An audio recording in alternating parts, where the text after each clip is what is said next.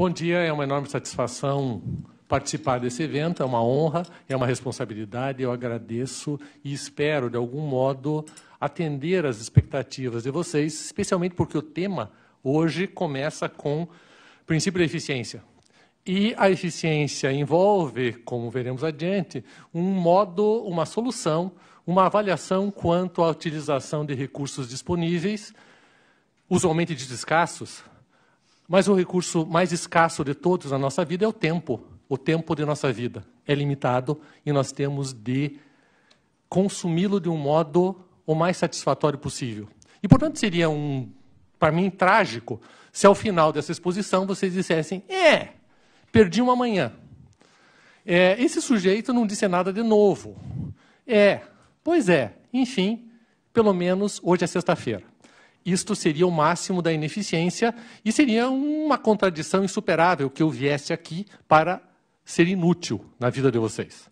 E, portanto, eu parto do seguinte pressuposto. Nós estamos diante de um conjunto de pessoas altamente qualificadas, das mais qualificadas que existem no Brasil. Portanto, eu não pretendo dizer baboseiras, nem coisas puramente teóricas, nem algo que vocês podem ler num livro.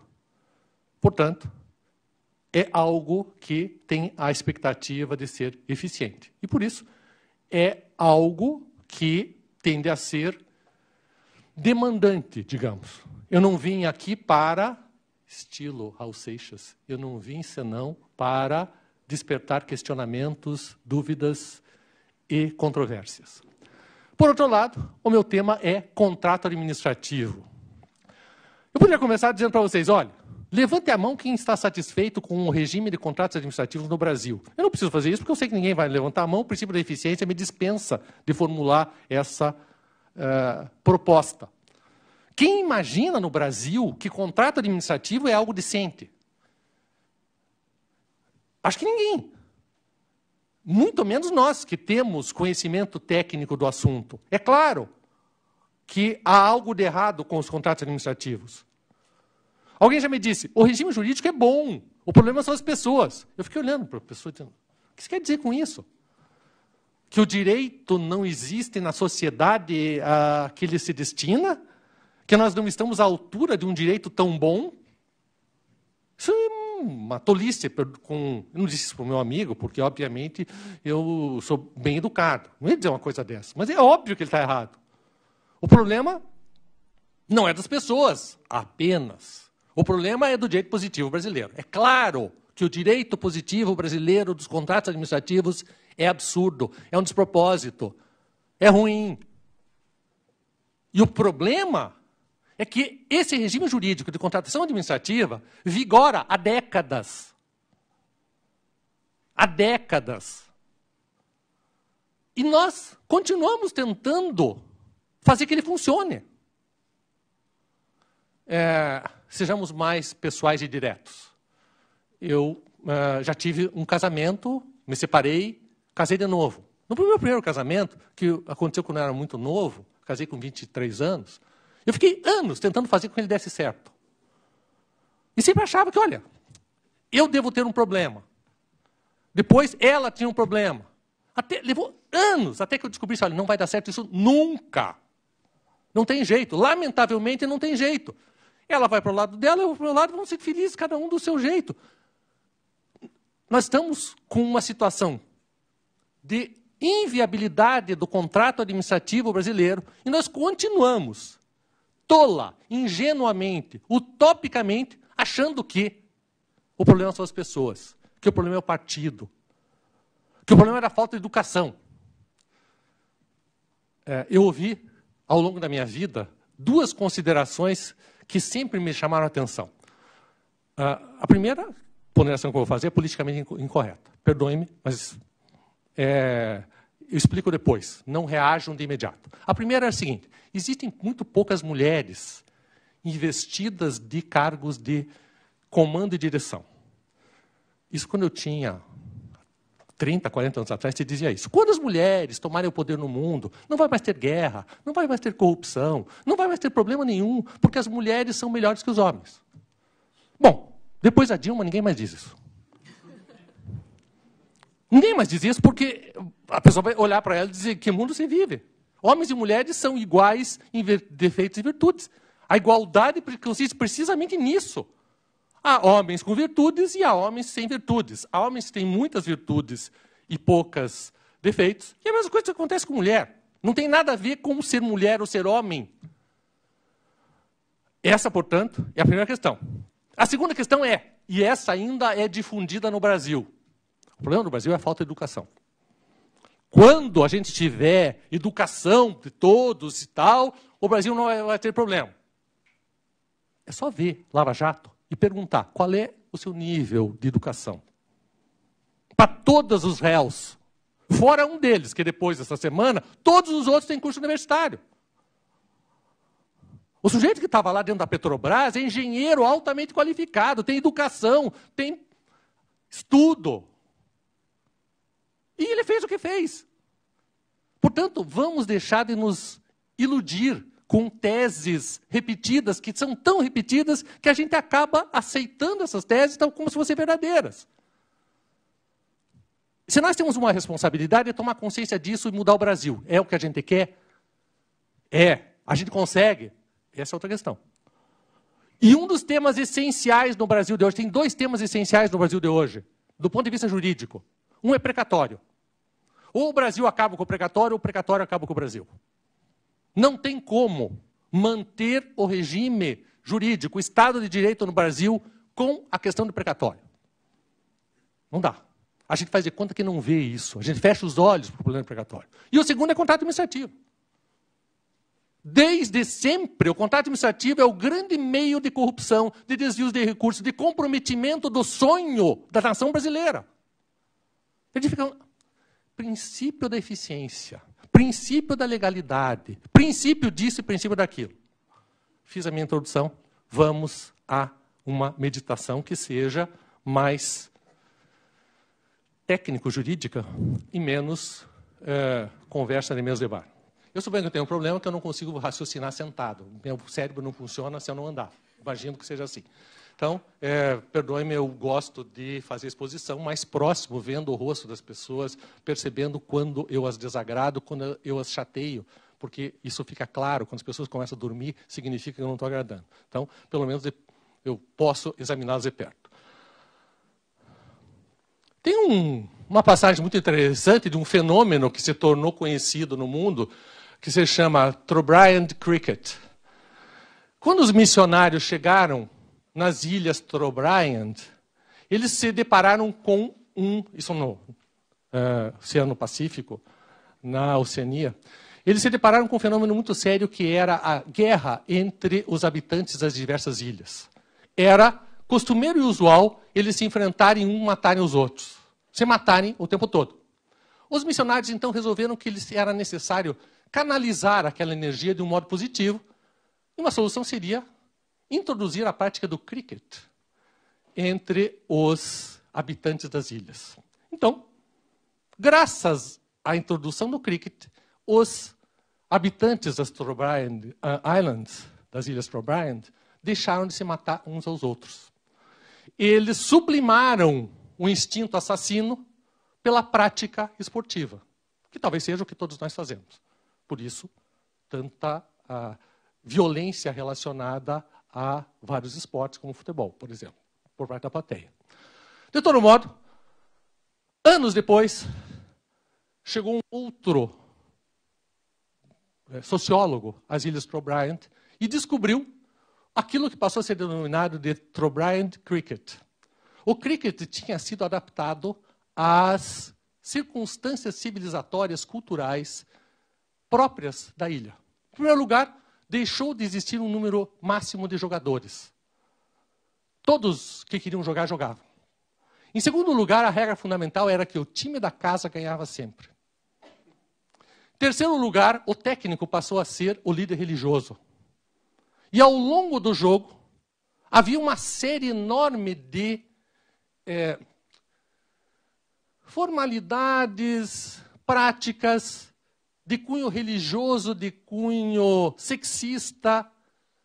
E no final, as pessoas todas saíam alegres e felizes.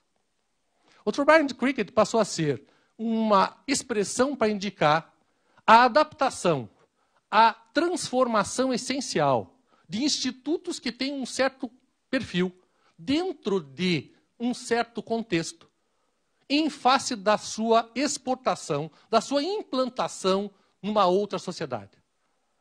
Manteve seu nome cricket, mas não tem nada a ver com o jogo. Passou a ser uma outra figura. Nós temos isso no Brasil de um modo intenso no campo jurídico, porque a maior parte dos institutos que são criados no Brasil, são praticados no Brasil, são adaptados do estrangeiro. Isso se passa com o contrato administrativo. O contrato administrativo brasileiro é pretensamente a manifestação local, nacional, do Instituto do Contrato Administrativo francês. Só que, se nós pegarmos o contrato administrativo francês e compararmos com o contrato administrativo brasileiro, nós temos O'Brien Cricket. Não tem possibilidade de nós identificarmos quanto a conteúdo, quanto a regime jurídico, quanto a pressupostos, o contrato administrativo francês e o contrato administrativo brasileiro. Apesar disso, retoricamente, para fins de argumentação, a cada instante vai se dizer: o Conselho de Estado francês implementou essa orientação e, portanto, aqui no Brasil a gente vai fazer isso. Não tem nada a ver uma coisa com outra. Se faz o que se faz no Brasil a título de contrato administrativo, porque nós vivemos uma sociedade altamente autoritária, um Estado não democrático, que tradicionalmente prestigia o ocupante do poder para lhe fazer o que ele bem entende. O contrato administrativo no Brasil é um meio para a autoridade implementar políticas que estão na sua própria cabeça, que envolvem avaliações subjetivas, usualmente prepotentes, porque assim é o governante brasileiro, seja ele do PT, do PSDB, do PSOL, do partido que vocês quiserem, seja de hoje, seja de 5 anos atrás, seja de 15 anos atrás, seja de 50, de 200, de 500 anos atrás. O Brasil é assim, a autoridade é assim, e ela vai se valer do instrumental jurídico para legitimar uma decisão que, usualmente, ela não conseguiria legitimar se ela contasse tudo o que está por detrás do que ela está fazendo. Portanto, contrato administrativo é isso. Na tentativa de obter investimento no Brasil, se agregou a contrato administrativo uma outra figura, que é o surgimento da regulação.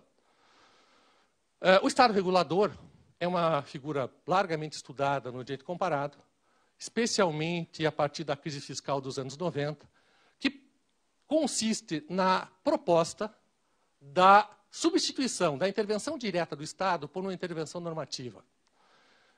Tal como no Brasil aconteceu, em muitos países europeus não havia recursos suficientes para os investimentos indispensáveis à implantação de infraestruturas e serviços indispensáveis a promover a dignidade humana, os valores fundamentais. Como o Estado não tinha mais dinheiro, isso aconteceu na França, na Itália, na Espanha, na Inglaterra, produziu-se a retirada do Estado do domínio econômico da atuação direta. Numa via inversa ao processo das grandes nacionalizações que aconteceram na Europa depois da Segunda Guerra Mundial, e passou a se deferir à iniciativa privada a assunção desse papel de protagonismo.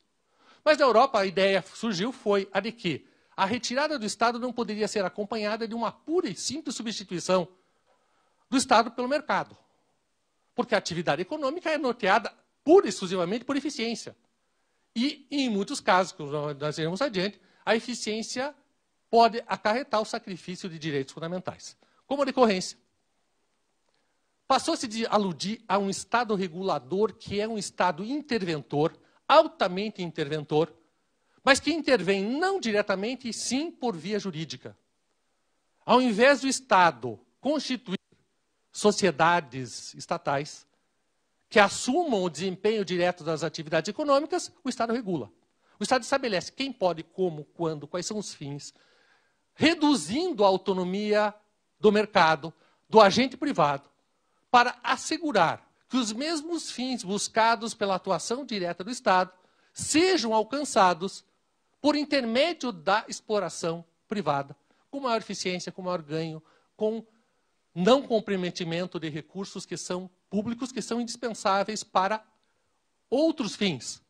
Educação, saúde, assim por diante. E daí, então, o que o modelo regulatório fez?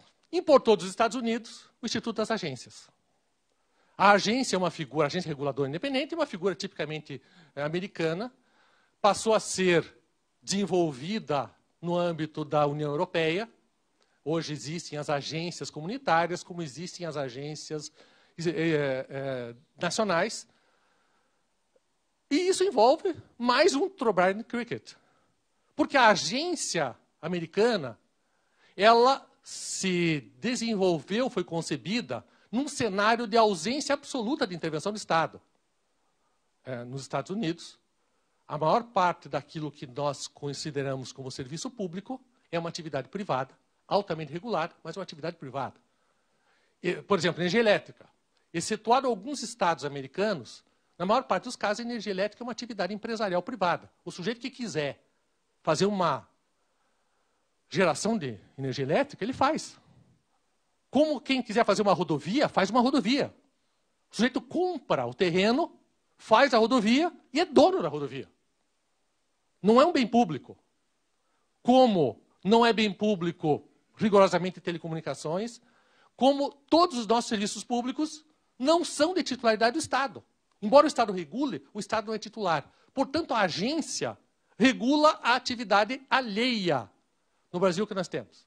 No Brasil, nós temos o Ministério das Telecomunicações, que é titular da condição, em última análise, de poder concedente, de titular do direito à telecomunicação. E nós temos a Anatel, que regula a atividade dos particulares e do próprio Estado. Isso ainda é melhor do que era antes. Porque antes do surgimento das agências, o Estado prestava o serviço, competia com o particular e, além de tudo, era a autoridade reguladora. Então, o Estado era tudo. E, obviamente, onde o Estado é tudo, não há lugar para iniciativa privada, porque ninguém quer competir com o Estado, porque não consegue competir, porque o Estado pode até quebrar, digamos assim. Como decorrência, houve a proposta, no final do governo, durante o governo Fernando Henrique Cardoso, da dissociação entre órgãos políticos e órgãos técnicos, como uma grande proposta de incremento da competitividade, de atratividade de capitais, de ampliação da eficiência. Tudo isso é algo teórico e o estágio em que nós estamos hoje é uma demonstração, pelo menos, minimamente, de que essas ideias, uma vez desenvolvidas de um modo muito brilhante no papel, se comportam de um modo muito diferente na realidade. O nosso tema essencial é a eficiência econômica. O princípio da eficiência talvez seja uma eficiência jurídica. Enfim, todos nós temos a noção de que a eficiência tem a ver com a essência da economia, que é a alocação de recursos escassos entre alternativas reciprocamente excludentes. Ou seja, esse é o grande desafio que qualquer atividade, que qualquer sujeito deve enfrentar, visando obter a eficiência, que é, em última análise, uma obtenção do melhor resultado possível, sob o ponto de vista da racionalidade da alocação, o que significa, em termos de eficiência, o que a eficiência significa? Basicamente, obter os maiores resultados com os menores custos. Essa é a ideia mais simplória de eficiência. É óbvio, no entanto, que há uma pluralidade de enfoques distintos, na medida em que eu dizer o melhor resultado sempre envolve uma pluralidade de avaliações distintas. O que é o melhor resultado? Vamos voltar para a Terra. Acho que todos vocês já enfrentaram dois desafios, enfrentam permanentemente os dois desafios mais cruéis da existência do funcionário público. O primeiro é o cafezinho e o segundo é enxugar a mão no banheiro. Por que são dois grandes desafios? Porque o café costuma ser horrível, não é o caso aqui, que é um privilégio Eu experimentei o café é excelente, mas quem foi numa repartição pública normalmente sabe o que significa o cafezinho. E o segundo, que todos certamente vão no banheiro, e quando lavam a mão tem um enorme desafio de saber como alguém conseguiu desenvolver uma fórmula para ter algo que consegue se dissolver no ar, que é a folha de papel na qual se enxuga a mão. Diz assim, use só 2. Como eu vou usar só 2? Eu tenho que usar umas 15. O que tem isso a ver com a nossa história? Tem a ver que tanto o café como a folha de papel no banheiro foram comprados mediante uma licitação, norteada pelo princípio do menor preço, um pregão, possivelmente, em que o princípio da eficiência se traduz na obtenção do menor preço possível. E eu, em princípio, tenho a alegria do pregoeiro, quando termina, de dizer, eu consegui obter 1 quilo de café por apenas 25 centavos. Obviamente, ele não vai tomar aquele café. Mas ele acha que ele obteve uma grande eficiência porque ele obteve o menor gasto possível. Mesmo que eu diga para ele, você não comprou café, claramente. Por 25 centavos, você comprou um pó que tem cor marrom. Mas, obviamente, não é café. Portanto, a ideia de eficiência tem a ver com a obtenção de um resultado útil. E eu vou dizer resultado útil, ainda assim, em uma pluralidade distinta, teoricamente distinta de resultados. É óbvio que, quando se trata de recursos públicos, eu tenho uma pluralidade de fins imagináveis, distintos, que são mutuamente excludentes entre si.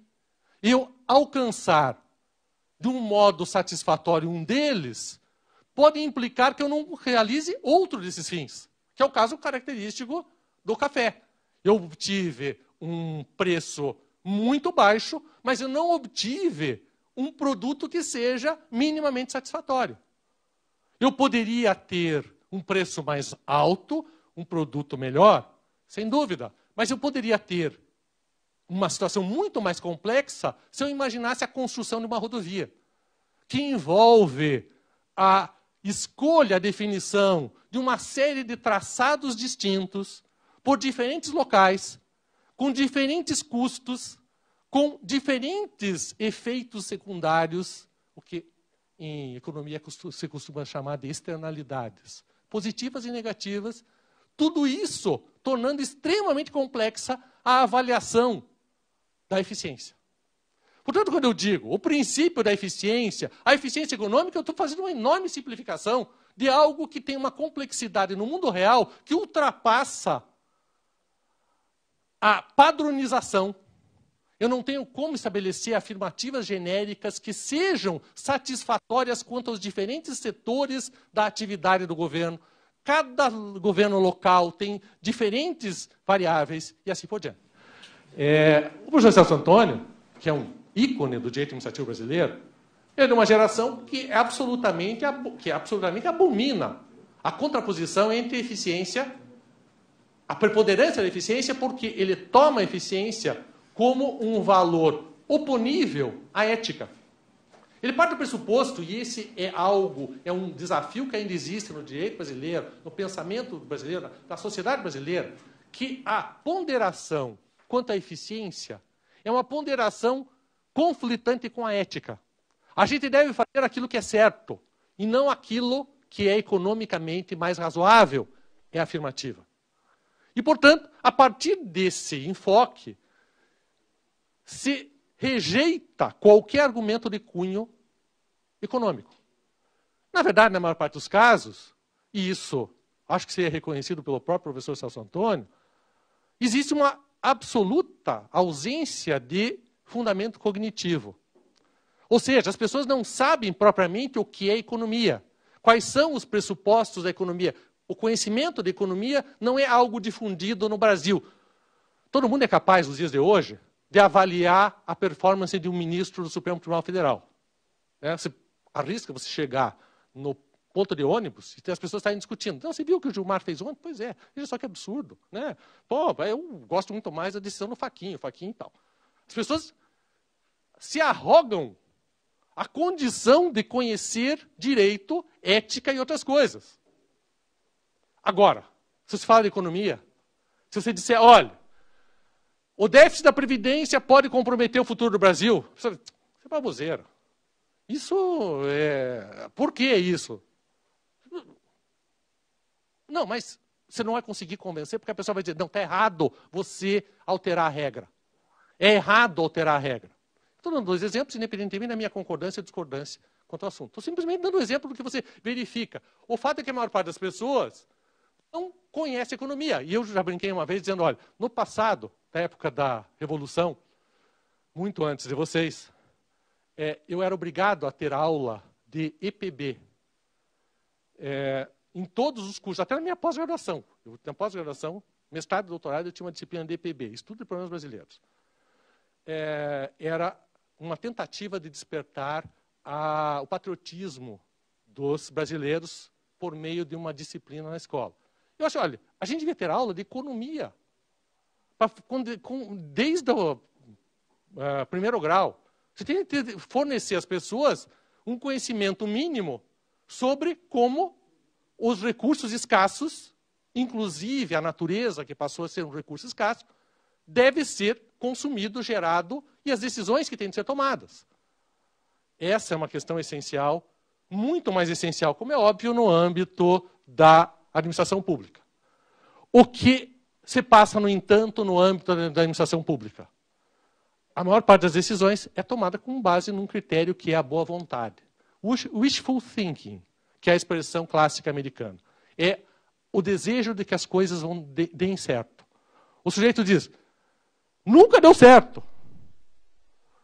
Meu avô fez isso, meu pai fez isso, e eu vou fazer assim. O que se aplica para os políticos brasileiros? Porque, efetivamente, o avô dele foi governador, o pai dele foi governador, e ele é governador hoje. Então, todos fizeram a mesma coisa e nunca deu certo. Mas dessa vez vai ser diferente. Tem um livro interessante sobre essa questão, que avalia especialmente as práticas do terceiro mundo, que tem esse título.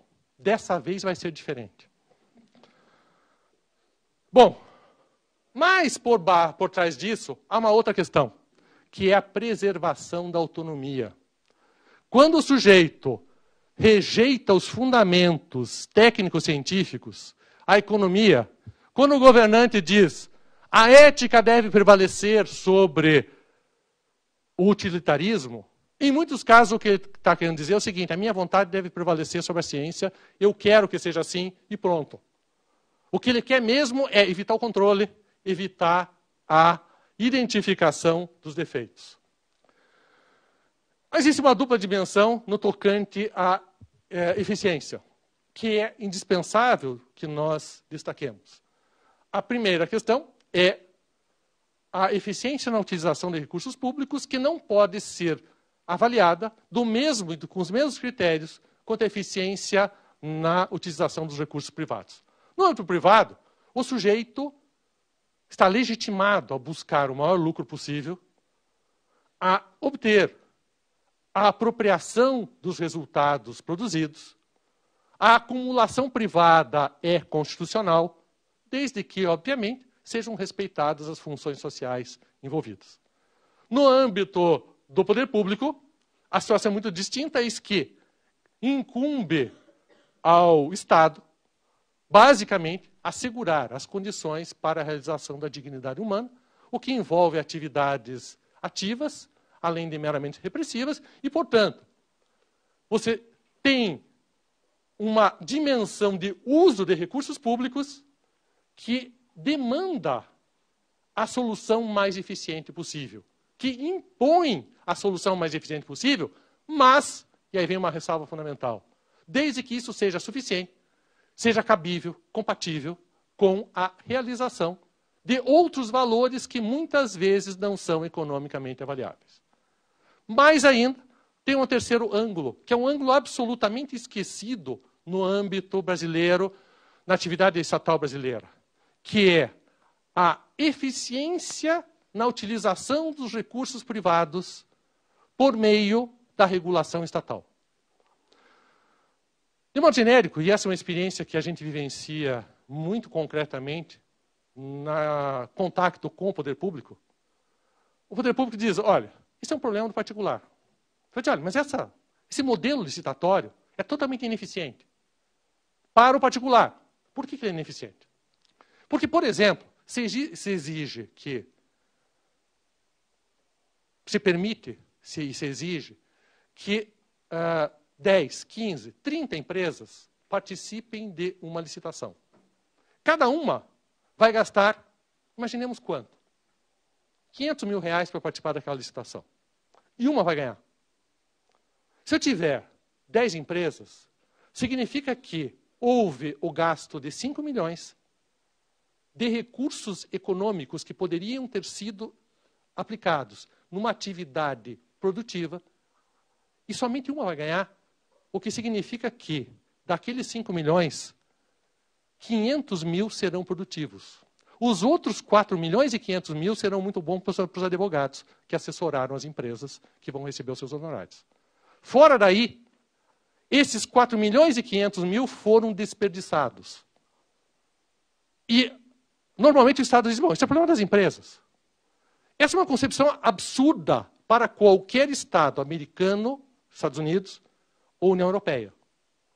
Por quê? Porque os recursos disponíveis do setor privado têm de ser utilizados para o incremento da sociedade como um todo, para a melhoria da atividade econômica.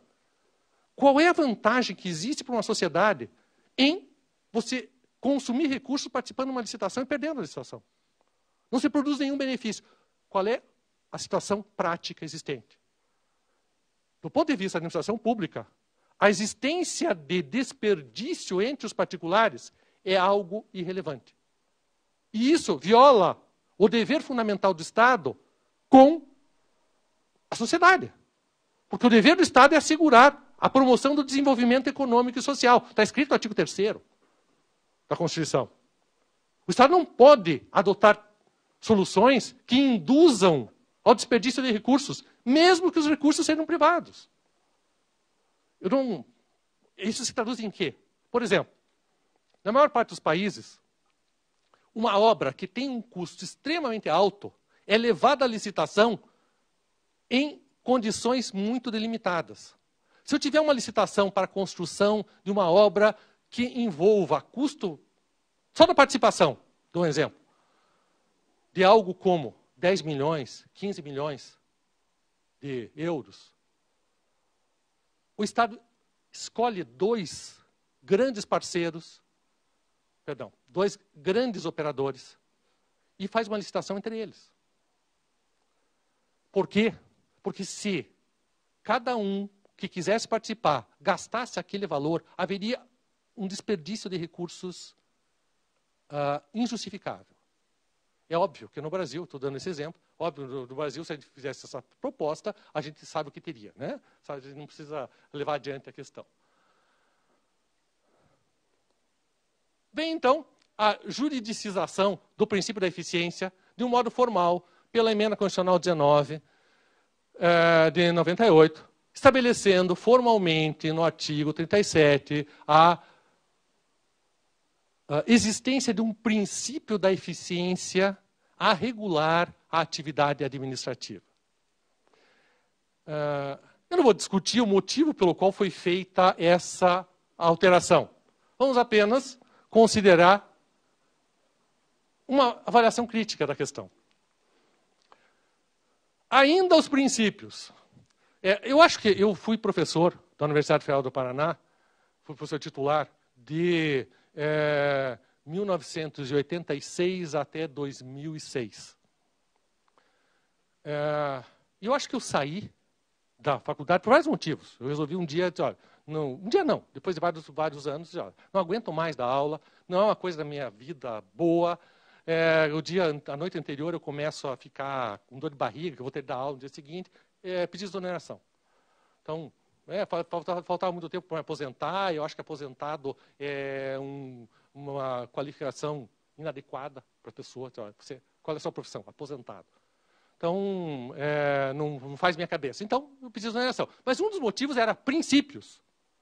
Porque eu não aguentava mais, orientando o aluno, vir receber um trabalho sobre princípio.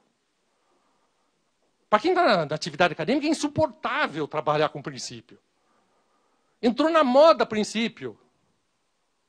Está saindo da moda. Tem não sei se vocês conhecem, um livro que vale a pena ser lido, do professor Carlos Ari Sundfeld, que é eu brinco com ele, meu grande amigo pessoal, eu brinco com ele dizendo que ele é o jurista mais brilhante da nossa geração. O livro se chama Direito Administrativo para Céticos. É um livro pequenininho, em que um dos capítulos é ainda os princípios. E ele diz, qual é a utilidade do princípio? Realmente na vida real. E como ele não advoga, ele é bastante ácido, digamos assim, com os membros do Poder Judiciário. Daí ele diz, muitas vezes o juiz invoca o princípio por preguiça. Por quê? Porque é mais fácil decidir. Ao invés de ficar decidindo, mas olha, o princípio da eficiência, tal, tá, indefiro, petição inicial. Pronto. Então, ele diz, o princípio comporta tudo, você pode pôr tudo dentro do princípio. Como o princípio é uma norma jurídica aberta, você pode invocá-lo para os mais variados fins. Resultado prático. Para que serve o princípio da eficiência? Em termos práticos, em termos concretos, qual a utilidade do princípio da eficiência? Senão um princípio, mais um princípio. É verdade que o professor Celso Antônio, por exemplo, diz que o princípio da eficiência sempre foi um princípio, isso é implícito à República, etc. A grande questão é que eficiência não é um princípio. Eficiência é uma relação entre custo e benefício. É uma questão aritmética. Portanto, aludir a princípio da eficiência é, em princípio, uma contradição. Em princípio. Justamente porque inutiliza a figura do custo-benefício. Se você disser, olha, para ir para casa, eu tenho 8 caminhos. E tenho 20 alternativas. Eu posso ir a pé, posso ir de bicicleta, posso ir de skate, posso ir de ônibus, posso ir de VLT, onde tem VLT, e o VLT funciona. Posso ir de um monte de alternativas. Daí tem um caminho. Se eu for de automóvel, tem um caminho aqui, ali, ali e lá. Eu vou aplicar a eficiência. Qual é o caminho que é mais rápido? Ou posso utilizar um outro critério de eficiência? Qual é o mais curto? Posso usar um outro critério de eficiência? Qual é o que tem menor custo? Cada uma das hipóteses envolve uma avaliação diferente. Eu posso dizer, olha, eu tenho de ir para casa, tenho de estar em casa em 3 minutos. Vamos imaginar a seguinte hipótese. 3 minutos não, 15 minutos. Eu moro em Novo Hamburgo. Eu vou de helicóptero. Porque eu preciso estar lá em 20 minutos. Quanto que custa? Custa 80 mil reais, 150 mil reais. É uma relação custo-benefício. Tem algo de eficiência? Tem. Tempo. Mas eu vou dizer, não, eu quero ir para Novo Hamburgo com o menor custo possível. Eu vou a pé. Vou chegar... Quem quer de Novo Hamburgo? Quanto tempo, se eu for a pé, quanto tempo eu levo? A pé. Se chegar vivo, além de tudo. Daí eu vou dizer, imagine. Imagine a seguinte hipótese. Eu vou fazer essa escolha. E eu vou dizer, qualquer uma delas está abrigada pelo princípio de eficiência. Qualquer uma delas está abrigada pelo princípio de eficiência, porque em qualquer uma delas eu tenho uma diferente relação de custo-benefício que atende ao resultado que eu pretendo. Portanto, quando eu digo o princípio da eficiência deve ser observado, eu torno não apenas jurídica a discussão, ela deixa de ser uma questão econômica, deixa de ser uma questão aritmética, para se transformar numa mera discussão teórica, abstrata e retórica. Como decorrência, é muito mais fácil eu aplicar o princípio da legalidade, por exemplo, o que não é simples, o que não é fácil.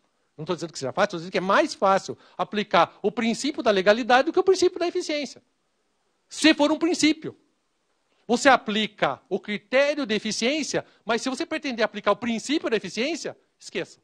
Se torna em algo inútil. Como na maior parte dos casos, cá entre nós, se transformou o direito principiológico. O direito principiológico transformou-se em algo inútil, na medida em que é aberto a uma pluralidade de alternativas que não podem ser identificadas a prioristicamente, o que leva a uma queda radical da segurança jurídica, da previsibilidade e a ampliação da autonomia decisória. Quando algum cliente vem a mim e diz, olha, preciso de um parecer seu. Maravilha, que bom, fico feliz. E se eu der um parecer para ele dizendo, o princípio da legalidade lhe dá respaldo, ele vai dizer, senhor, me desculpa, eu não vou pagar o senhor. Por quê? O princípio da legalidade dá respaldo porque qualquer coisa. Vou apresentar para uma autoridade, para um juiz, dizendo que o princípio da legalidade socorre o meu direito?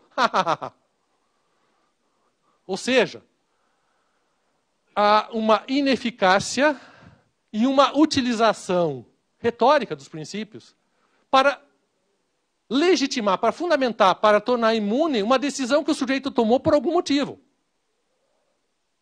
Então, a ideia da eficiência, ela é ainda mais comprometida quando se trata do uso de recursos públicos.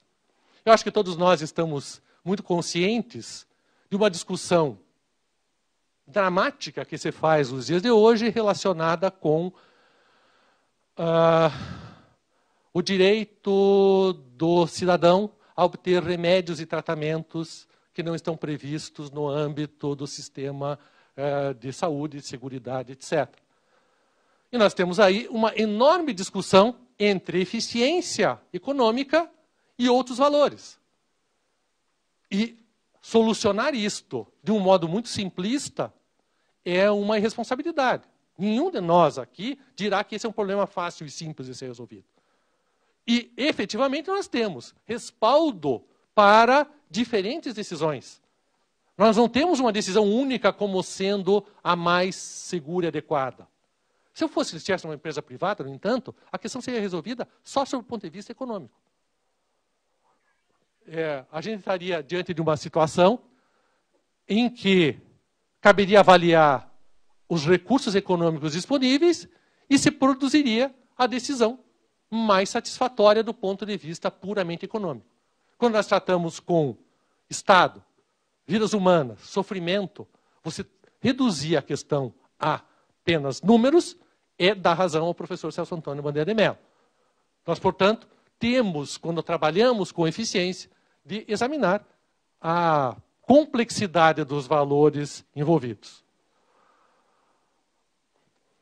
Bom, há, no entanto, em curso, efetivamente, algo novo que vem sendo propugnado pelos diferentes segmentos da sociedade brasileira, que é a palavra que a gente deve usar é desjuridicizar a discussão. O que é um pouco assim lamentável.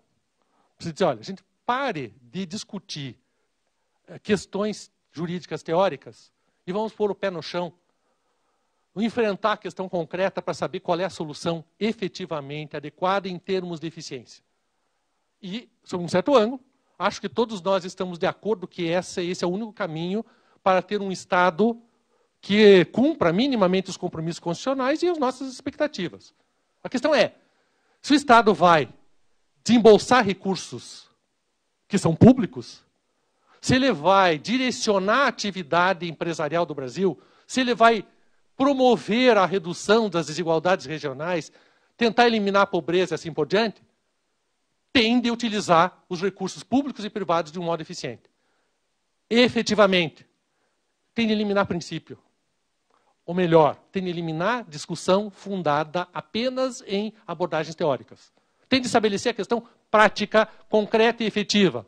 O que significa dizer a prevalência de uma figura que é chamada de estudo de impacto regulatório, que envolve uma avaliação efetiva, concreta, dos custos e dos benefícios estimados, previsíveis, especialmente sob o ângulo econômico das decisões tomadas.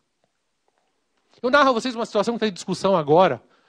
Eu tive acesso a ela por questões profissionais, mas não vejo que exista nenhum sigilo profissional, porque a questão está em juízo e todos os fatores estão sendo discutidos. No dia 11 de setembro de 2012, a então presidente da República editou uma medida provisória alterando a disciplina do sistema elétrico brasileiro, estabelecendo especificamente, no primeiro momento, que haveria a exclusão das tarifas de verbas destinadas à amortização de investimentos e depreciação de bens. No primeiro momento, a primeira medida provisória partia do pressuposto de que não havia mais bens a serem depreciados ou investimentos a serem amortizados por concessionárias de serviço público, especialmente do sistema de transmissão. Logo em seguida, foi editada uma outra medida provisória reconhecendo a legitimidade da indenização, da compensação por aqueles valores. Não veio ao caso a discussão está em juízo. Apenas digo a vocês, a ANEEL reconheceu o valor de aproximadamente 60 bilhões de reais a serem objeto de compensação.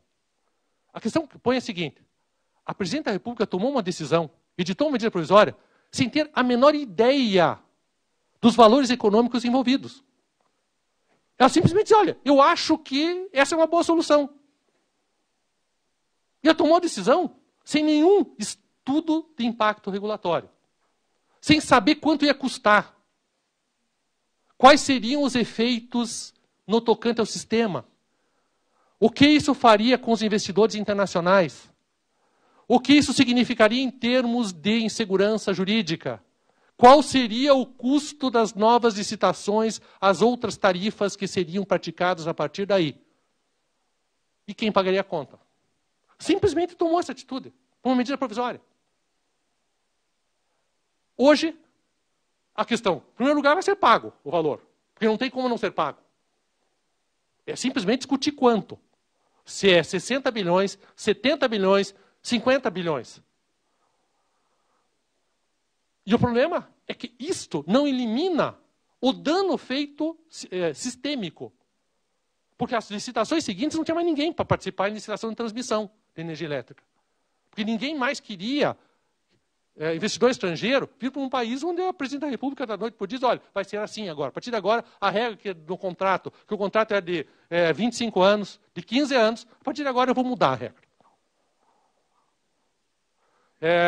Mas o grande problema é a ausência de consciência da autoridade que decide, seja ela do mais alto grau, dei um exemplo do mais alto grau, mas permanentemente, diuturnamente, todo aquele que vai fazer um contrato administrativo não tem a menor ideia do custo que ele vai encontrar e dos efeitos.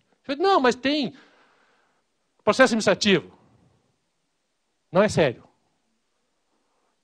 Se vocês forem ver, as agências reguladoras têm uma folha assim, que diz assim, estudo de impacto regulatório. E daí num papelzinho eles escrevem uma estimativa que é totalmente fria, que eles põem assim, o custo vai ser 10 mil reais. Então, o benefício vai ser 100 mil reais. Então a gente vai fazer isso. Nos Estados Unidos, qualquer decisão que possa implicar alteração de custos em torno de mais de 100 milhões de dólares envolve um procedimento extremamente complexo para serem adotadas inovações.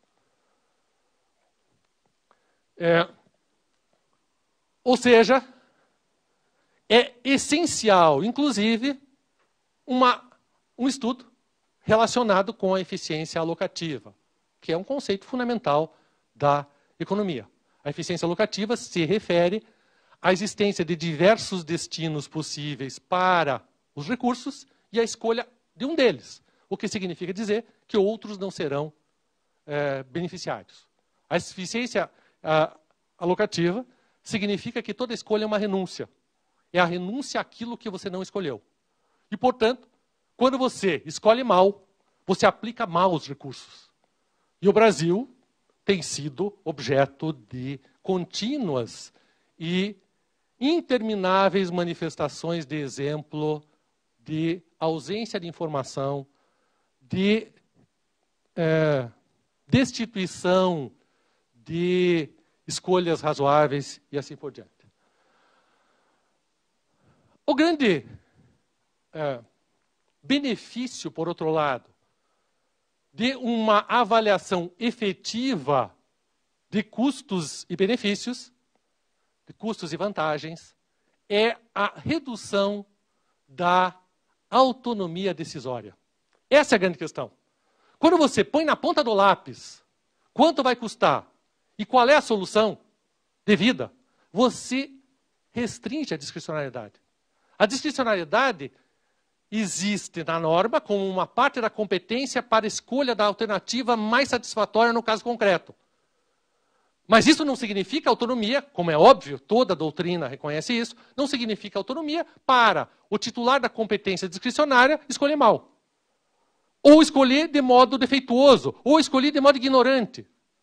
O sujeito que é titular de uma competência discricionária não pode simplesmente tomar uma decisão sem ter subsídio suficiente para ele saber qual é a melhor decisão.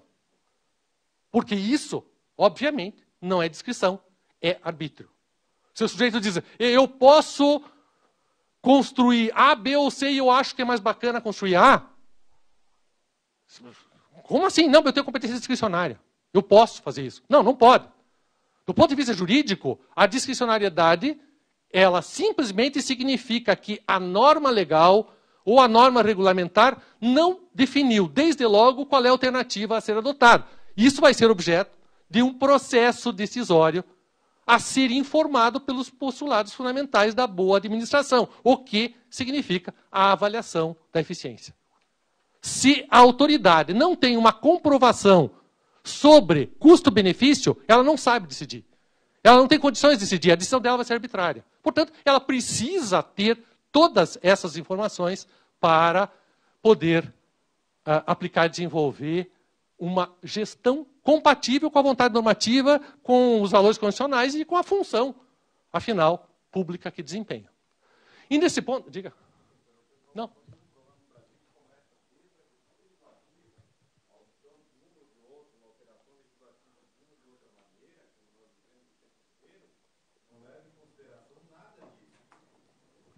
Esse é lamentável.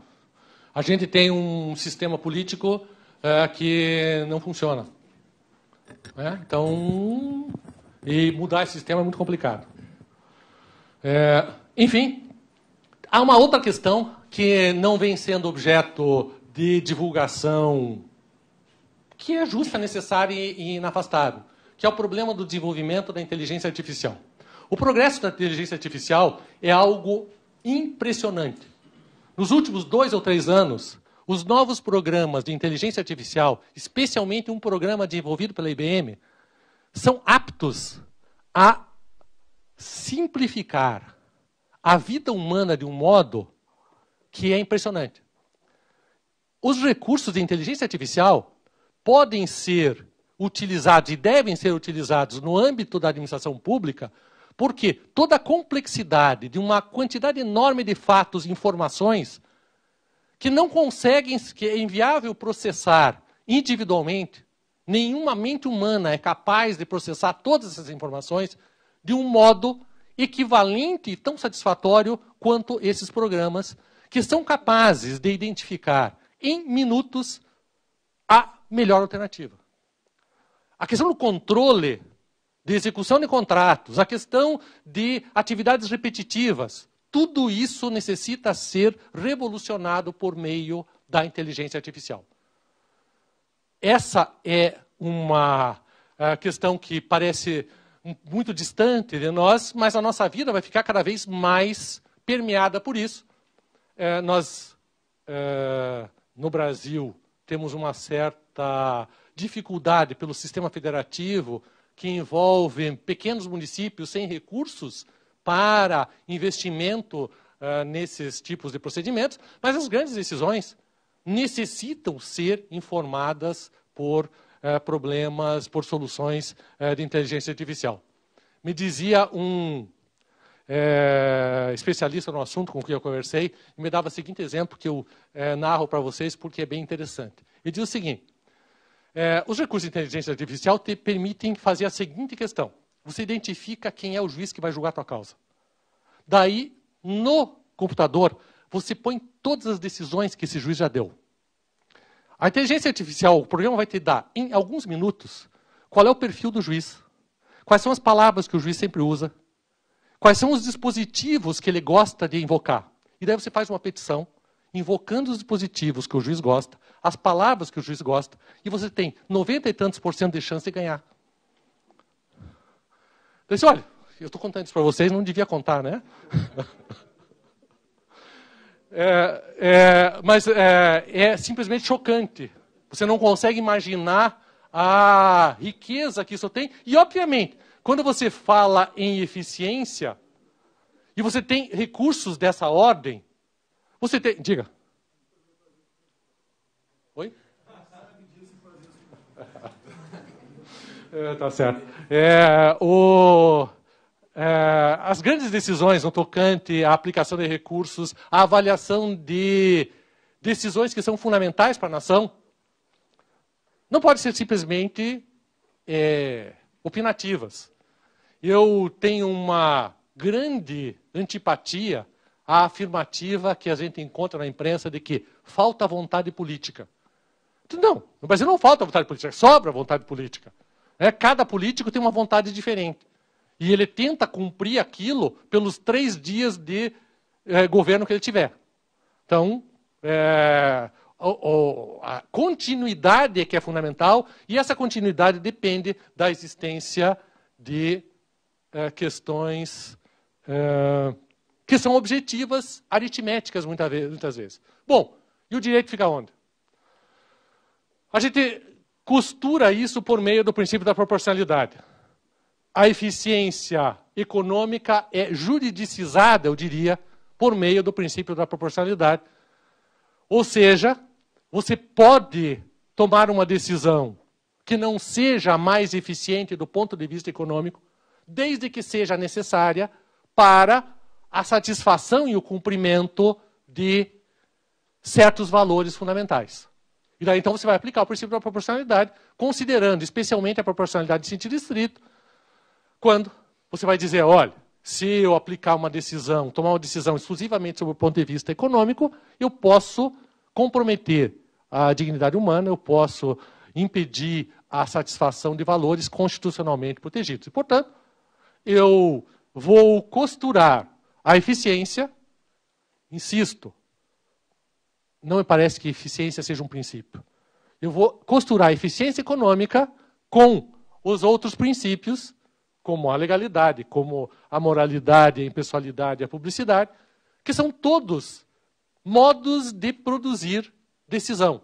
São todos critérios, em última análise, para você solucionar, você trazer de uma dimensão abstrata para um plano concreto os valores fundamentais que estão previstos na ordem jurídica. E daí, então, afinal, acho que isso que está escrito aí é algo que é muito evidente, né? A proporcionalidade, significando a avaliação das diferentes alternativas, a rejeição a soluções desnecessariamente onerosas para certos fins. Afinal, nas diferentes dimensões da proporcionalidade, você vai encontrar uma decisão no caso concreto, mas sempre, em qualquer caso, a questão não pode ser puramente retórica. Não é possível que a decisão a ser adotada seja fundamentada simplesmente no princípio da eficiência. Não, tem de ser um resultado de uma avaliação dos elementos do caso concreto. Afinal, o controle jurisdicional, tudo isso que eu estou falando é da atividade administrativa do Estado, e daí você chega ao controle jurisdicional. A gente estava discutindo com a desembargadora Vivian, até uma questão que entra aqui, que é o dilema que enfrenta o Poder Judiciário diante de decisões que eventualmente são aparentemente defeituosas da administração e a situação do magistrado. O que ele faz? Ele substitui a decisão da administração por uma própria, ele remete a questão à autoridade própria, assim por diante. Há várias alternativas. Mas, em primeiro lugar, eu diria, olha, um dos grandes males do direito, o direito administrativo brasileiro, a ciência do direito administrativo brasileiro, produziu males inúmeros para o Brasil. Isso é inquestionável. todos os especialistas em direito administrativo sabem que o direito administrativo foi, durante muito tempo, um instrumento do uso utilizado pelo extrato dominante do poder para dar uma aparência, um verniz de legitimidade para suas decisões. Uma das questões que adquiriu uma dimensão horrível é a presunção de legitimidade do ato administrativo. Então, o juiz diz, não, se presume legítimo o ato administrativo, portanto, ele é válido. É uma presunção, se supõe, relativa, né? Mas a questão, por que a questão tem esse viés tão horrível? Porque a presunção de legitimidade do ato administrativo foi desenvolvida no relacionamento entre a administração pública e o particular exclusivamente. Ou seja, não é possível que cada vez que a administração pública decida algo e apresente esse algo ao particular, o particular diga, não, eu só vou cumprir se tiver uma decisão do juiz. Eu quero uma justificativa tua para fazer isso. Até seria muito ideal para nós. Quando o guarda de trânsito ou o policial federal, no aeroporto, por exemplo, diz, o senhor vai passar no raio-x, eu quero que o senhor tire o sapato. Você diz, não, peraí, não. Eu não vou tirar o sapato. Quero uma autoridade aqui, uma decisão do poder judiciário dizendo que você é condenado a tirar o sapato. Não dá. Então, se presume legítima, porque é o único modo de funcionar a administração pública. Mas isso no relacionamento usual e normal entre a autoridade e o particular. Quando a questão é levada ao Poder Judiciário, não se presume legítimo, não se presume nada. Você tem que olhar o ato e ver se esse ato é válido ou não é. Ou ele está de acordo com o direito ou não está. Você não pode simplesmente sobrepor o exame de validade a uma presunção que, se estiver desmentida na realidade, é um modo de validar decisões que são defeituosas. Ou seja, o ato administrativo ou é válido ou ele não é válido para o juiz. Ou ele é válido ou ele não é válido. Ele não se presume legítimo. Qual é o resultado prático que tem acontecido no Brasil? A presunção de legitimidade do ato administrativo é utilizada como um modo de restringir, limitar e afastar o controle de decisões que são desastrosas para o Brasil. Acho que vocês talvez já tenham tido essa experiência, já viram no caso concreto, eu já vi várias vezes. É verdade, eu vi muito mais coisas que vocês, porque eu sou muito mais velho. Mas, entre outras coisas, de você entrar em juízo impugnando uma licitação, perder, ser feito o contrato, o Ministério Público entrar com uma ação civil pública e ganhar ação civil pública porque a licitação é defeituosa. Por quê? Porque quando o particular invoca o defeito, o juiz não, você presume legítimo. Quando o Ministério Público invoca, o juiz não diz, você presume legítimo. O juiz não usa a presunção de legitimidade contra o Ministério Público. O resultado prático é que decisões acabam sendo tomadas de um modo rápido, superficial, e que levam a esse desastre da contratação administrativa no Brasil. Com um pouco de pessimismo, eu diria, olha, de minha parte, depois de tanto tempo, eu adotei uma outra presunção. É a presunção de ilegitimidade do ato administrativo. Paranoicamente, eu acho que, normalmente, o ato administrativo brasileiro é inválido, porque normalmente a autoridade pública brasileira é arbitrária e prepotente. E, em muitos casos, tem interesses indevidos. Porque o partido tal ou qual quer o Ministério de Minas e Energia, o Ministério disso e daquilo. Por que ele quer? Porque ele nomeia o presidente da estatal. Porque a estatal faz licitação. E porque a licitação e o contrato administrativo são, por experiência prática diuturna nossa, o grande meio de financiamento de corrupção e de desvio de dinheiro. É isso. Quando o partido diz, só vou apoiar o Temer quando eu tiver um ministério tal, por que ele quer o ministério? O que significa o ministério? O ministério significa poder econômico. Significa ser dono da estatal. Significa fazer o que ele bem entende dentro da estatal. Isto é uma experiência que todos nós temos. Esse é o lamentável, que eu digo de um ponto de vista inflamado, Mas a experiência que todos nós temos. Não estou falando de algo assim, olha, essa é a minha opinião. Não, essa é a realidade do Brasil. A gente teve mensalão, quando fechou a porta dos contratos de publicidade, você recorreu a outros contratos. Não significa que são esses os únicos contratos. Não é verdade que todos os contratos brasileiros sejam evados de vício e nulidade, mas uma parte relevante deles é. Sem dúvida. Eu, como advogado, tenho uma experiência que muitas vezes é lamentável. Quando eu comecei a trabalhar com licitação, eu até conto para vocês que eu detestava a licitação. Eu, na faculdade, odiava a licitação. Um daqueles temas, assim, dos mais chatos imagináveis. Tal. Aliás, continua sendo para a maior parte das pessoas. Para mim, também é. Daí, depois, eu, por circunstâncias profissionais, fui trabalhar com licitação, em Brasília. Daí, um dia, um cliente veio para mim, que tinha ganho uma licitação no Ministério da Saúde, numa entidade do Ministério da Saúde, e disse, olha, o diretor me chamou lá e quer 15% do contrato. E eu não vou dar. Eu, ingênuo, tal, não deve dar. O sujeito, antes da contratação, depois da adjudicação, ele desencadeou uma diligência especial, porque ele tinha tido, o diretor, notícia de que o produto não era satisfatório. E daí apresentou vários laudos de várias universidades, dizendo que o produto que tinha ganho não era satisfatório. O produto já tinha sido aceito como satisfatório na licitação. Eu entrei com mandado de segurança. Levou 4 anos para eu ganhar. Porque não, a revogação, ou seja, o sujeito apresentou esses laudos e revogou a licitação, porque o vencedor não tinha querido pagar, na verdade, esse era o motivo.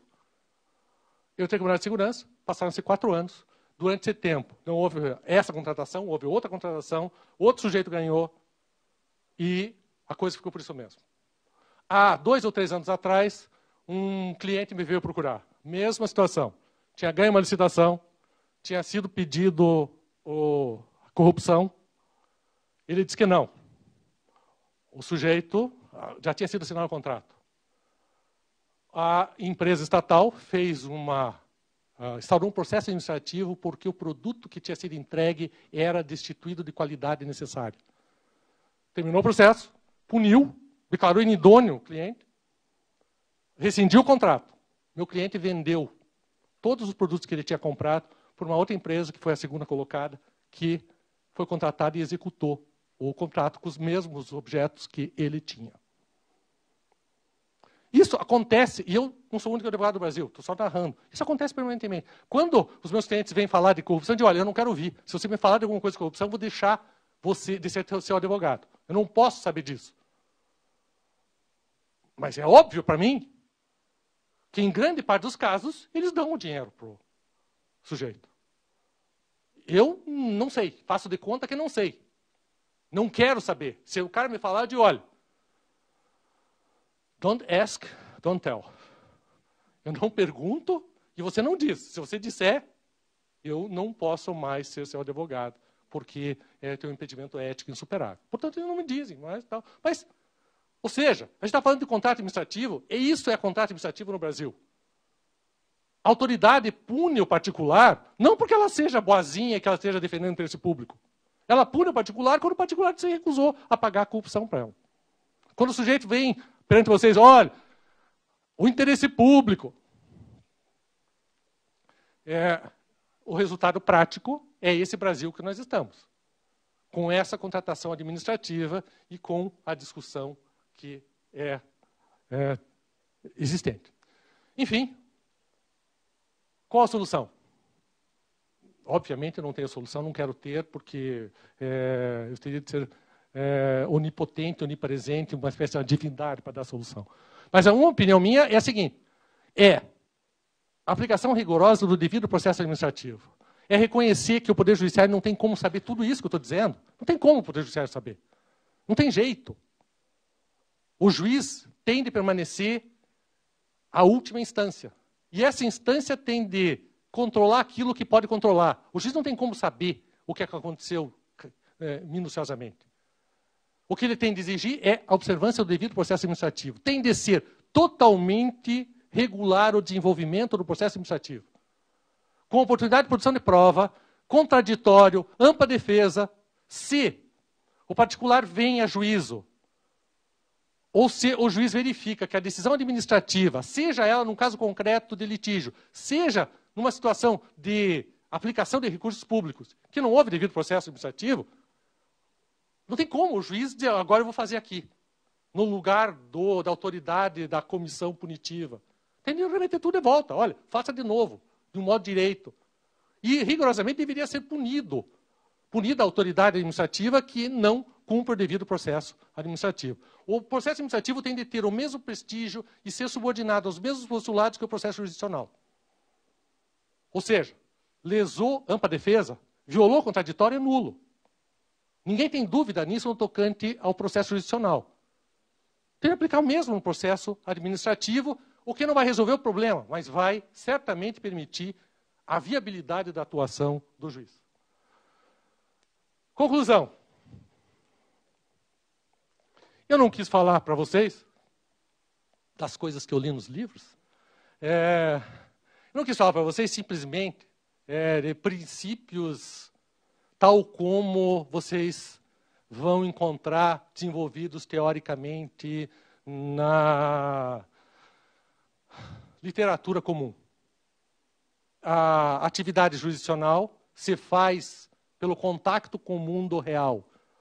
O direito só existe como vida humana concretizada. Assim, ficar imaginando o princípio da legalidade como uma entidade abstrata, ou o princípio da eficiência, ou a regulação, ou o contrato administrativo, nada disso funciona. E o mais dramático de tudo é que a gente sabe. O mais dramático de tudo é que a nossa experiência como nação, como seres humanos que vivem num lugar concreto, isso é uma demonstração. Eu não preciso dizer muito. Basta a gente viver no mundo para saber, brasileiro, para saber do que nós estamos falando. E, enfim, a gente não pode continuar como antes. Não é possível que a gente diga, está tudo bem, agora está tudo bem, vai ficar melhor. Não. Hoje a gente toma uma atitude ou a coisa vai continuar como antes, sim. E a nossa responsabilidade será compartilhada com os nossos antecessores que permitiram que isso acontecesse. Todos nós temos uma carga de responsabilidade, porque todos nós temos de ter, se não temos efetivamente, mas temos de ter um compromisso com os valores fundamentais que estão na Constituição, que todos nós aspiramos que sejam realizados, que é uma sociedade que preserve a dignidade, que assegure a todos aquilo que todos nós gostaríamos de ter para nós mesmos. Obrigado.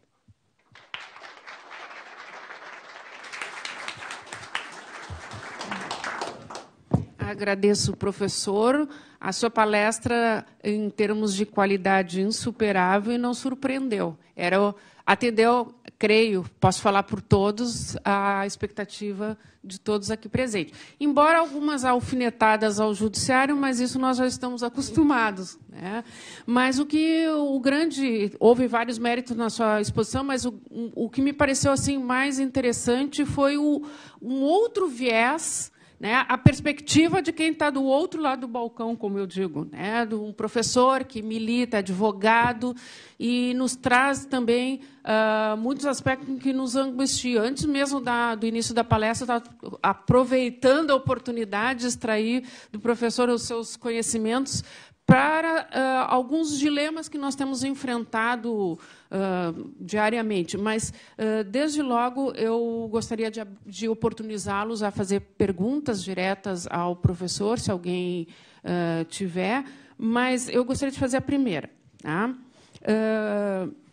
Quando se estuda, teoricamente, sobre o princípio da eficiência, logo após a emenda constitucional, houve uma angústia na doutrina de encontrar parâmetros para definir um conteúdo para esse princípio da eficiência. E eu percebi que muitos autores se valiam dos conhecimentos da administração, né, aquela distinção entre eficácia e eficiência, para poder encontrar um conteúdo jurídico para esse princípio. E muitos relacionam a eficácia com relação a uma medida normativa para alcance de resultados, e eficiência diz respeito aos meios.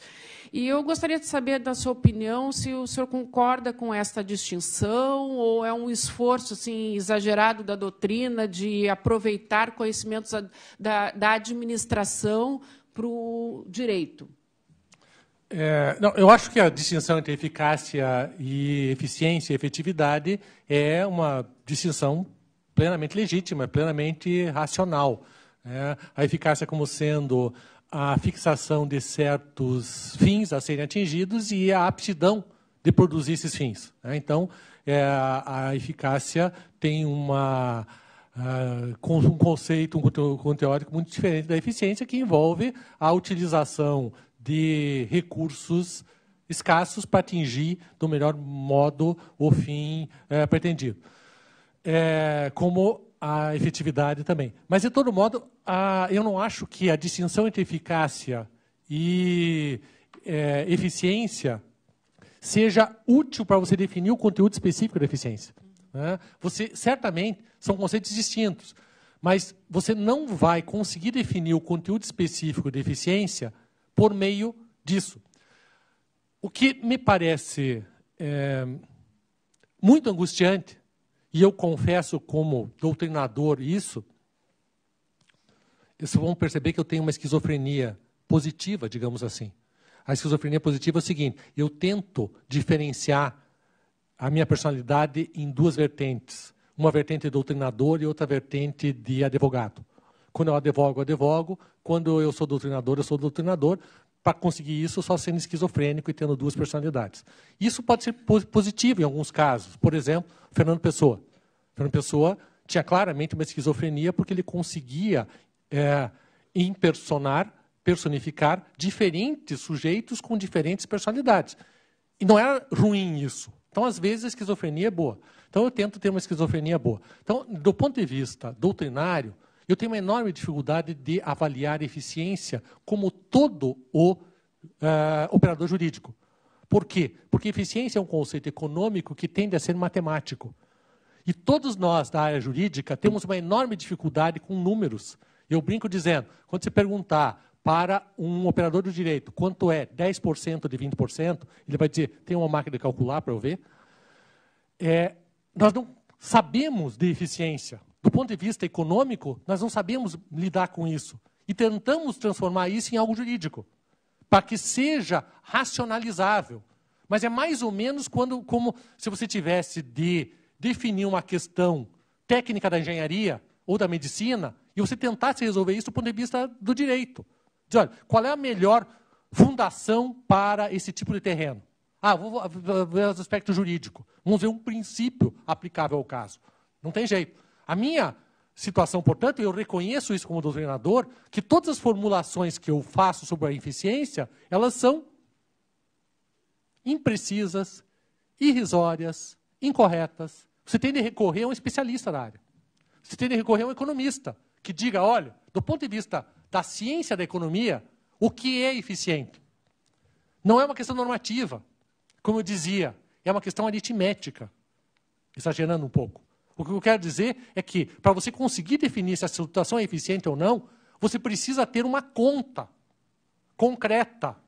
Em abstrato, no papel, não tem como definir o que é eficiente e o que é ineficiente. Por isso a nossa dificuldade. A gente quer resolver eficiência como a gente resolve a legalidade.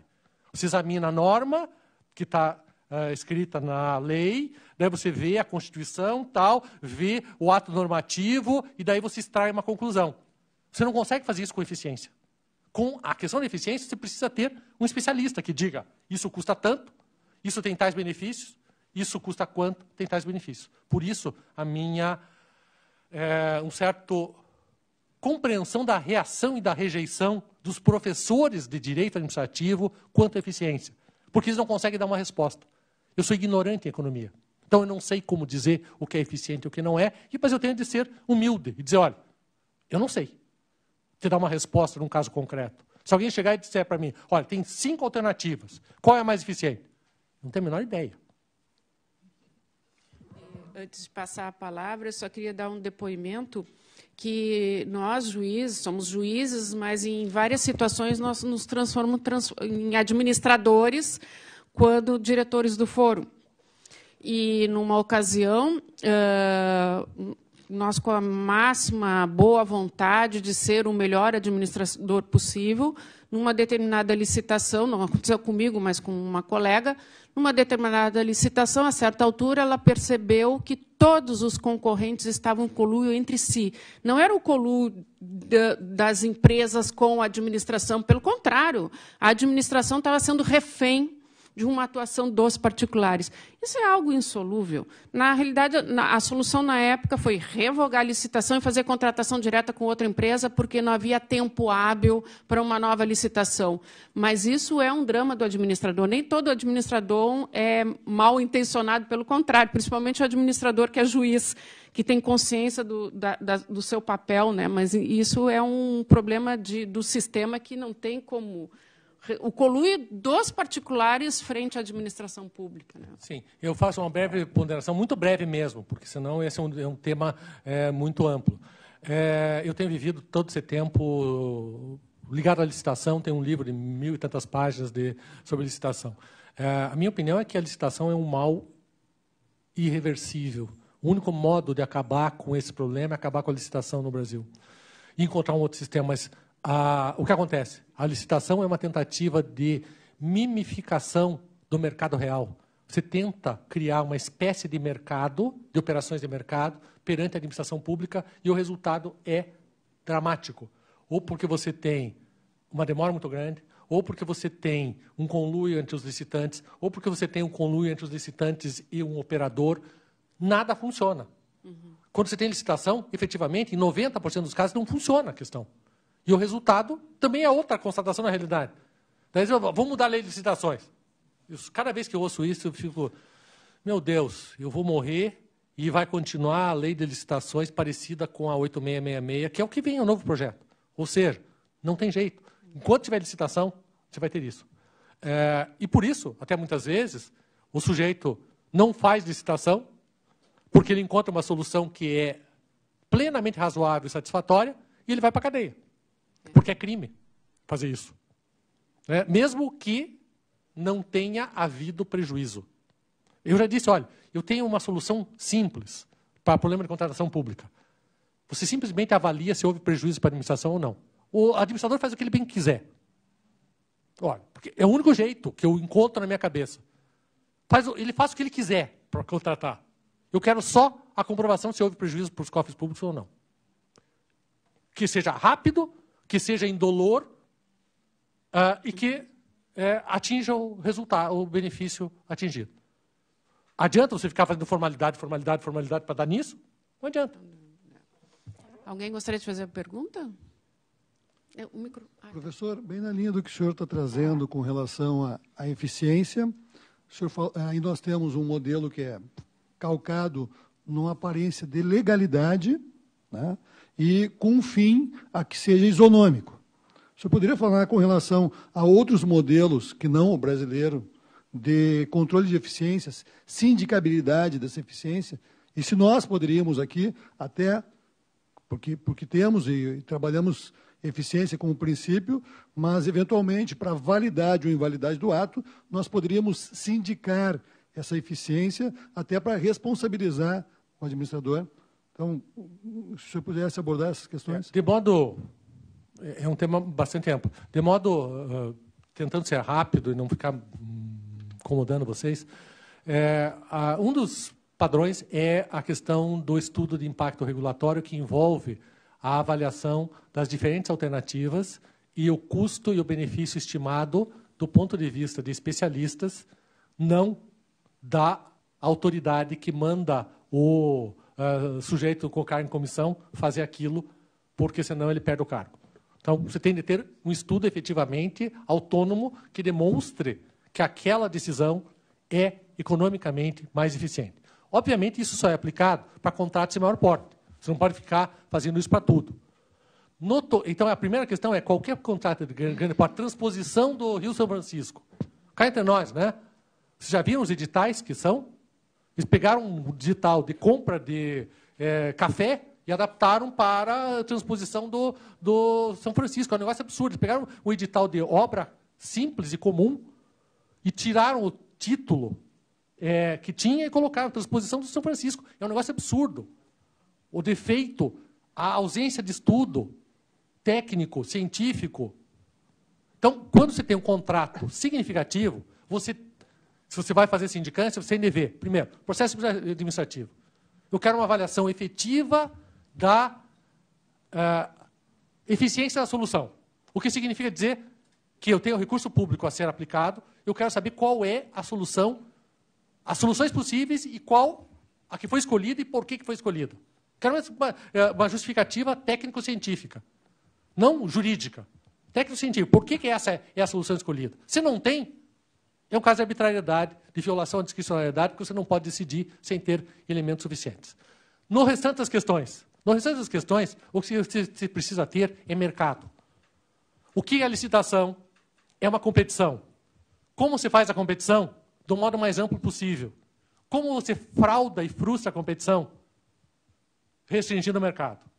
Portanto, você vai olhar o edital.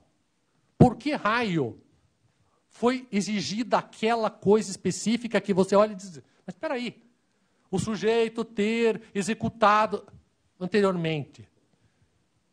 Olha, se você quiser construir uma casa, você constrói.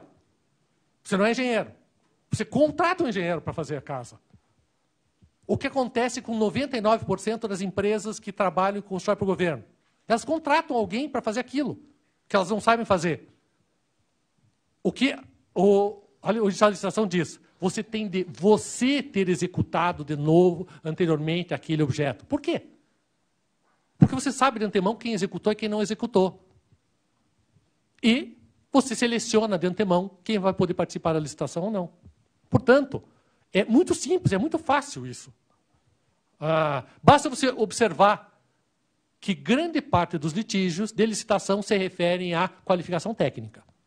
Qualificação técnica é o X da questão em licitação. Por que foi exigido isso?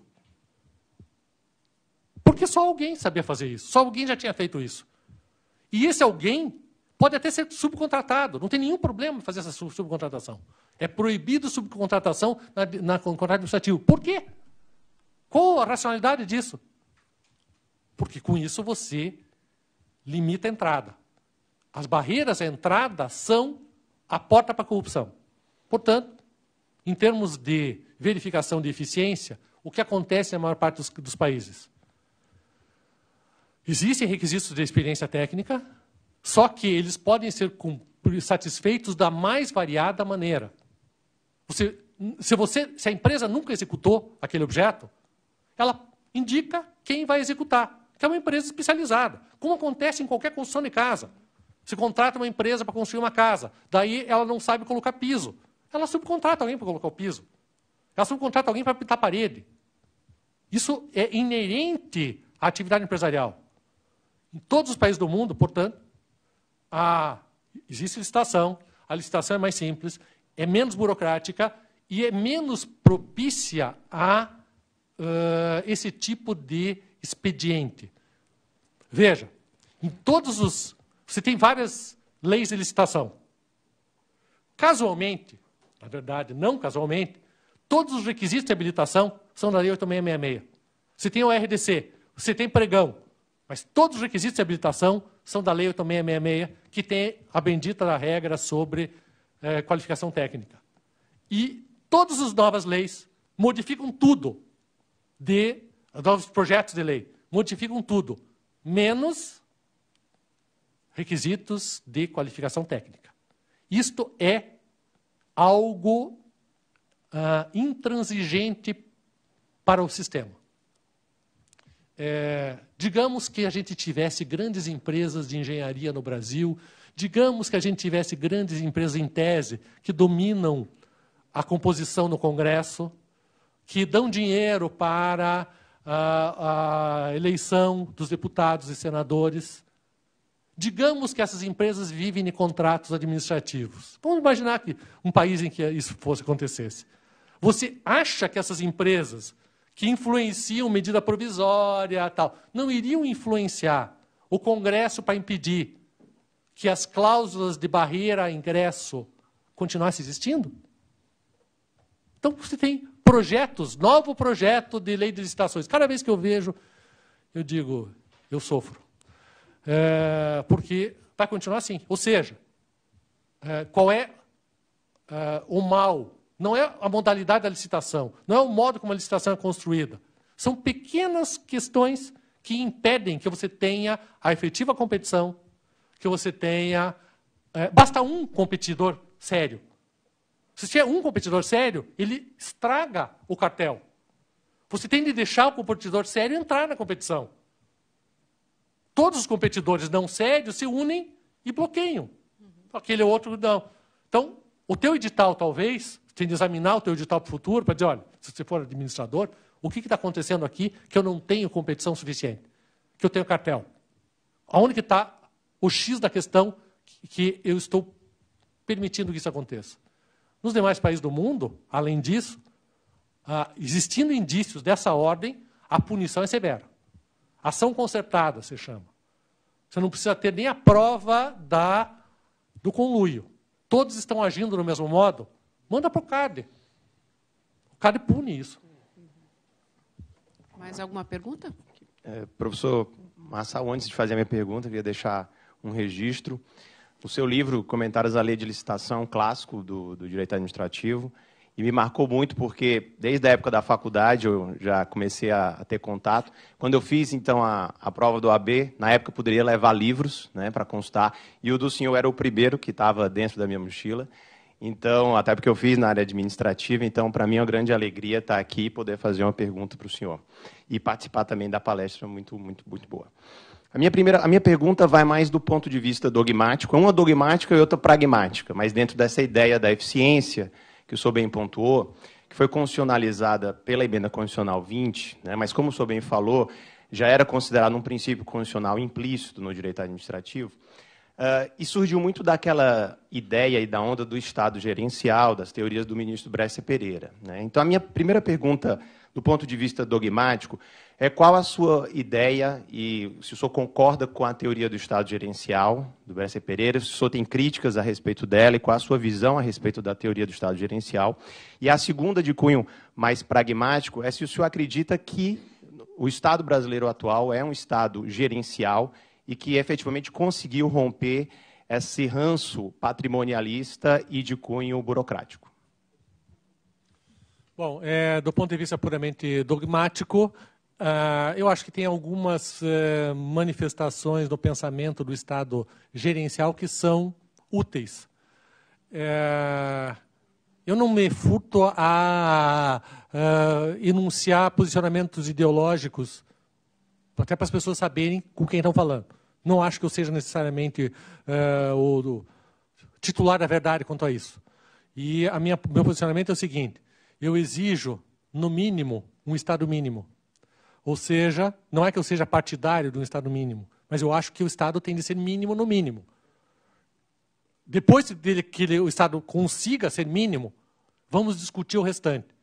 É mais ou menos como, para quem acompanha futebol, não adianta você querer fazer o segundo gol antes de ter feito o primeiro. Aquela história que você tem que fazer, o time tem de fazer dois gols para se classificar. Daí ele começa a discutir o segundo gol antes de fazer o primeiro. Não adianta. Ou seja, o Estado tem de ter condições de assegurar o mínimo e, a partir disso, ele deve fazer mais. Para fazer o mínimo, ele tem de ser eficiente e aplicar os recursos dele do melhor modo possível. E, por isso, o Estado tem de ser gerencial. Eu acho que o Estado é essencial que ele seja gerencial. Pelo menos. Mas ele não pode ser só isso. Eu diria que essa é uma etapa desejável, mas não suficiente e satisfatória. Uma concepção em que o Estado consiga ser gerencial. Quanto à outra questão, claramente não. O Brasil virou uma esculhambação cá entre nós, né? É lamentável. Para quem é mais antigo e quem eventualmente veio do interior vai entender quando eu disser que desandou a maionese. Para quem não sabe, antigamente a gente fazia maionese em casa. Você punha um pouco de gema e um pouquinho de azeite e batia. Depois você punha mais azeite e batia mais um pouco. Daí minha mãe dava para mim e, obviamente, eu enchia de azeite para não ter de ficar batendo e daí desandava. Quando desanda, significa não tem mais jeito, sem jogar fora, porque não vai conseguir, você vai ficar batendo o dia inteiro e não vai ter maionese. A gente desandou a maionese. Ou seja, a nossa situação é uma situação de tamanha desorganização que as funções básicas de Estado não são mais cumpridas, como se verifica no Estado do Rio de Janeiro, como se verifica nos diversos estados, nos diversos municípios. O Rio Grande do Sul é um exemplo disso, em que o mais fundamental, que é pagar o concessionário de lixo, não se paga. Você cobra a tarifa e se põe no bolso para pagar outras despesas e não se paga o concessionário de lixo. São coisas assim absurdas. Você não paga mais o funcionário, não paga salários, não faz nada. O Estado brasileiro nem consegue mais ser patrimonialista, digamos assim. Tamanha a falência. Ou seja, a gente vai levar algum tempo para conseguir restabelecer a eficiência mínima do Estado, a presença do Estado, e isso tomara que se faça sob outro enfoque. Mais alguma pergunta? Professor, também para usar uma expressão antiga do interior, eu não vou elogiar seu trabalho, suas obras, a sua palestra, porque seria chover no molhado. Eu não sei se eu vou saber perguntar, mas o senhor me parece crítico, aliás, não tenho dúvida disso, crítica à legislação, licitação, enfim. Né? Mas me parece que tem uma legislação muito mais extensa que a Lei 866, que é a legislação normativa dos tribunais de contas. Então, eu lhe pergunto, qual o seu entendimento, a partir principalmente dessa noção de eficiência que o senhor prega, dos tribunais de contas? Como o senhor vê a atuação dos tribunais de contas nessa questão toda? Os tribunais de contas são uma figura sem definição precisa e exata constitucional, que desenvolve uma atuação que geopoliticamente seria descrita como não há vazio de poder. Ou seja, os tribunais de contas, especialmente o Tribunal de Contas da União, vem desenvolvendo uma tarefa de conquista de poder, o que se faz pela apropriação de áreas de competência que são aparentemente indeterminadas e indefinidas. Como decorrência, e como ele exerce uma função de controle interno extremamente severa, extremamente séria, extremamente grave, ele tem condição de conquistar de um modo muito eficiente essa apropriação do poder. É clássico dizer que a pessoa tem muito mais medo do Tribunal de Contas do que do juiz. Ou seja, se o juiz disser, olha, eu vou estar com uma ação contra você, daí, eu vou fazer uma representação do Tribunal de Contas. Opa, aí a coisa pega, aí fica sério. Até o juiz tem medo do Tribunal de Contas. Pois é. Então, o que acontece? O Tribunal de Contas foi ampliando a sua atuação faticamente. E eu, há muito tempo, escrevi que existem 5 poderes. A tripartição de poderes, na verdade, são 5 poderes constitucionalmente. Não se trata de uma discussão teórica. No Brasil, constitucionalmente, ele tem 5 poderes. Porque ele tem 5 instituições, 5 funções distintas, que são constitucionalmente organizadas, com autonomia própria, insuprimíveis por meio de lei, e que se dividem no exercício de poderes estatais. Portanto, eu tenho o Ministério Público, eu tenho o Tribunal de Contas e os outros 3 tradicionais.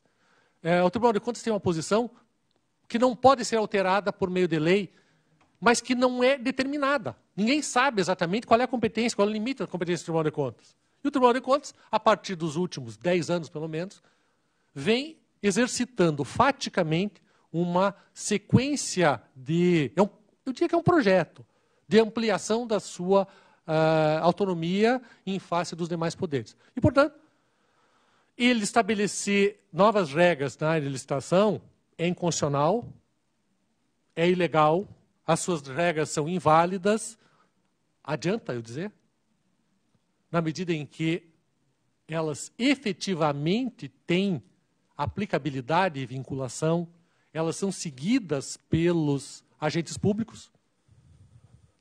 não estou cutucando o Poder Judiciário, não estou dizendo que o Poder Judiciário não faz isso. Não, simplesmente faticamente, você vai adquirindo, portanto, pela eficácia, uma legitimação validatória, digamos assim, do ponto de vista dogmático, aplicando um postulado kelseniano.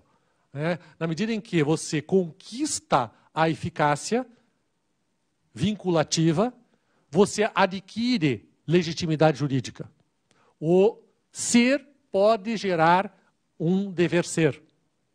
Então, essa é a situação que se verifica no tocante aos tribunais de contas. Como tudo isso não está sujeito a uma participação nem dos representantes do povo, ou seja, os demais poderes ainda, a produção normativa se faz por meio do Congresso, etc. E tal. A produção normativa dos tribunais de contas se faz sem nenhuma intervenção, direta ou indireta, dos representantes do povo.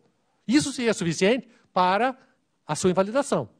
No entanto, o Tribunal de Contas funciona como um tanque de guerra, passando por cima de tudo isso. Mais recentemente, a gente observa que todas as decisões do Poder Executivo e mesmo do Poder Legislativo têm sido adotadas depois de conversar com o Tribunal de Contas. Ou seja, o Tribunal de Contas da União diz: isso aqui pode, isso aqui não pode, isso aqui vai ser assim, passa assim. Posso fazer assim? Pode. Ah, que bom. Então, o Presidente da República, medida provisória da PPI. Vou dar um exemplo prático.